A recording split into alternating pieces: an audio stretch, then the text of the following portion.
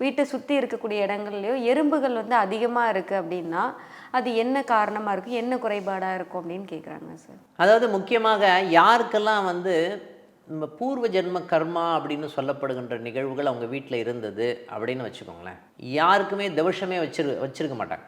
உதாரணமாக நம்ம வந்து ஏஎல்பி லக்னமோ அக்ஷய ராசியோ ஒருத்தருக்கு வந்து சிம்ம லக்னம் போயிட்டுருக்கு, அவங்க வீட்டில் எறும்பு இருக்குமா? இருக்கும். அதே மாதிரி மகர லக்னமாக இருந்தாலும் சரி அதனுடைய தன்மைகள் இருக்குமா? இருக்கும்.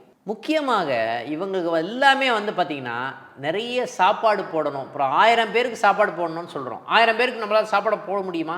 போட முடியாது. அப்போது நீங்கள் இவ்வளோ ஒரு அரிசியை எடுத்துக்கிட்டு அரிசியை நினச்சி நிறைய எறும்புகளுக்கு நீங்கள் போட்டிங்க அப்படின்னு சொன்னாவே ஓகேங்களா, அது வந்து 1000 பேருக்கு சாப்பாடு போகிறதுக்கு ஈக்குவலான விஷயங்கள் நடக்குமானா நடக்கும்னு சொல்லலாம். வீட்டுக்குள்ளே எறும்பு வருது அப்படின்னு சொன்னால் நம்ம மூதாதைகளுடைய கடன் ஒன்று இருக்குதுன்னு அர்த்தம். மூதாதைகளுடைய கடன் வந்து தீர்க்கணும் அப்படின்னா தவசம் பண்ணுங்க, தர்ப்பணம் கொடுங்க, முன்னோர்களுக்கு தர்ப்பணம் கொடுங்க.